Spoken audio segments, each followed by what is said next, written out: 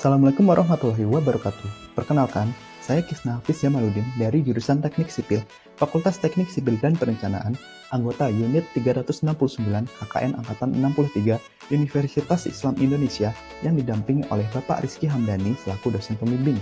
Di sini, saya akan membahas mengenai mitigasi COVID-19 di lingkungan masyarakat. Coronavirus atau COVID-19 adalah penyakit menular yang disebabkan oleh virus yang dikenal dengan SARS-CoV-2.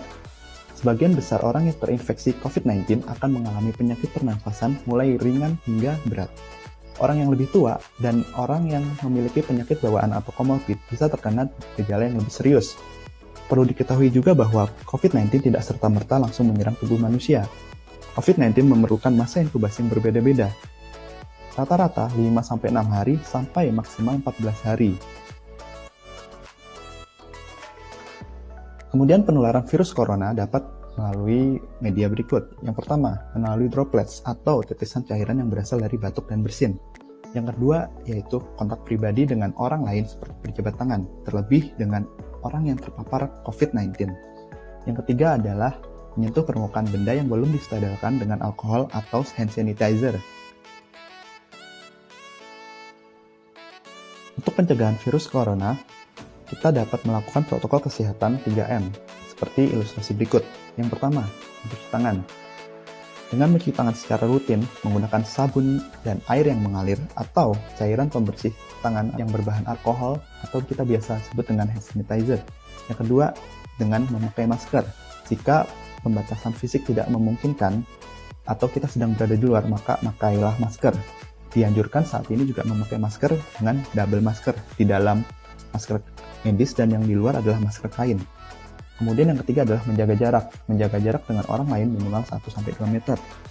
Namun yang paling penting adalah keluar rumah hanya saat keadaan genting saja, seperti belanja kebutuhan pokok, bekerja yang tidak bisa memungkinkan dari rumah, ataupun ke rumah sakit saat kita sedang sakit.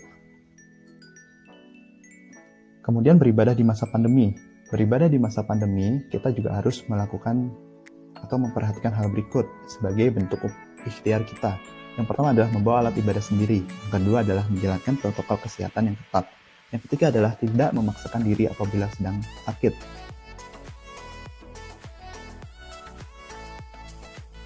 Sebagai aksi nyata agar tetap bisa beribadah di masa pandemi, pengurus Dewan Kemakmuran Masjid Maslihah mengambil langkah cepat saat panduan sholat beribadah di masjid dengan protokol kesehatan yang ketat dipublikasikan secara resmi oleh pemerintah.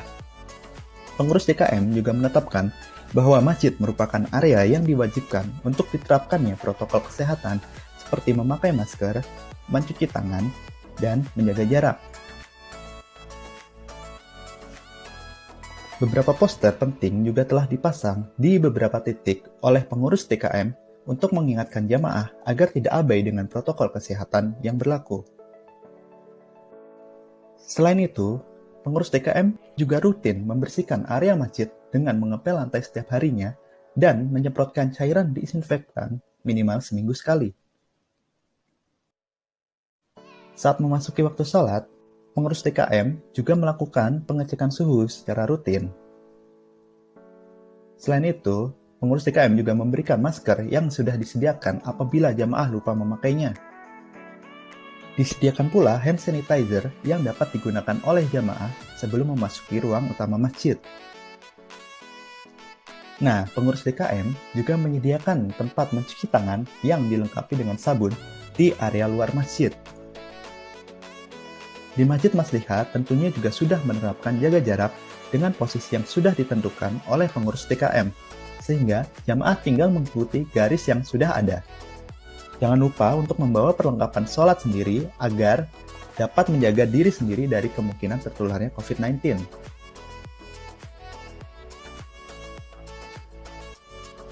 Apabila merasakan gejala COVID-19, beristirahatlah terlebih dahulu yang cukup.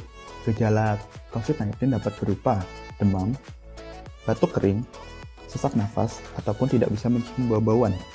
Apabila keluhan masih berlanjut, langsung bersegeralah berobat ke fasilitas pelayanan kesehatan atau Fasyankes terdekat. Nah, apa sih yang harus kita lakukan ketika kita akan pergi ke Fasiankes? Yang pertama yaitu sudah jelas memakai masker. Memakai masker sangat penting di saat pandemi seperti ini. Kemudian yang kedua adalah mengikuti etika bersin yang benar. Tidak melepas masker saat bersin ataupun batuk, itu merupakan etika yang benar. Kemudian usahakan tidak memakai transportasi umum agar kita tidak menularkan virus COVID-19 ke orang lain. Pemerintah Indonesia saat ini memberikan program vaksinasi gratis yang bisa didapatkan oleh masyarakat di fasilitas pelayanan kesehatan terdekat. Mari vaksin sebagai bentuk ikhtiar kita melawan COVID-19. Sebelum menerima dosis vaksin COVID-19, kita juga harus jujur kepada petugas apabila kita sedang sakit atau memiliki penyakit bawaan atau komorbid. Karena orang yang memiliki penyakit bawaan tidak boleh divaksin secara sembarangan tanpa pengawasan dokter.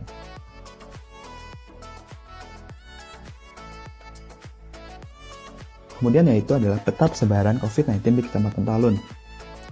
Di Kecamatan Talun, Kabupaten Cirebon, masih terdapat beberapa kasus konfirmasi aktif COVID-19, sehingga kita harus tetap waspada dimanapun dan kapanpun beraktivitas agar tidak tertular COVID-19. Sebagai informasi saja, pertanggal 17 Agustus 2021, di Desa Cirebon Giram masih terdapat 10 konfirmasi aktif, sehingga kita tidak boleh lalai dengan progres yang kita harus jalankan. Kemudian portal atau situs yang bermanfaat mengenai COVID-19. Ada beberapa situs yang bermanfaat perihal atau yang memuat informasi mengenai COVID-19. Yang pertama adalah kkn.lini.asia. Ini merupakan website yang saya buat sehingga masyarakat sekitar dapat mengakses informasi-informasi penting mengenai COVID-19 di Kabupaten Cirebon, khususnya di Kecamatan Talun. Yang kedua adalah Siranap. Siranap merupakan situs yang berisi atau memuat informasi mengenai persediaan kamar kosong khusus COVID-19. Yang ketiga adalah covid19.cirebonkabupaten.go.id untuk mengecek ketersediaan penerimaan bantuan sosial dengan menginput nomor induk keluarga saja.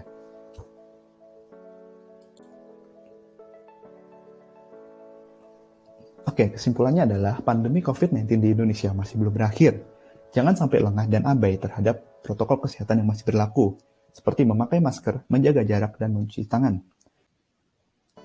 Apabila merasa bergejala atau tidak enak badan, istirahatlah terlebih dahulu. Namun apabila keluhan masih berlanjut, langsung segera periksakan ke fasilitas kesehatan terdekat sebelum terlambat. Dan jangan takut apalagi malu jika terpapar COVID-19. Kemudian periksa kembali berita-berita yang kita peroleh sehingga terhindar dari berita hoax yang banyak beredar di sekitar kita. Demikian penjelasan mengenai mitigasi COVID-19 di lingkungan masyarakat. Semoga kita semua senantiasa bersabar dan dapat diberikan hikmah oleh Allah Subhanahu wa Ta'ala. Dan juga diharapkan kita dapat mematuhi protokol kesehatan yang dianjurkan oleh pemerintah.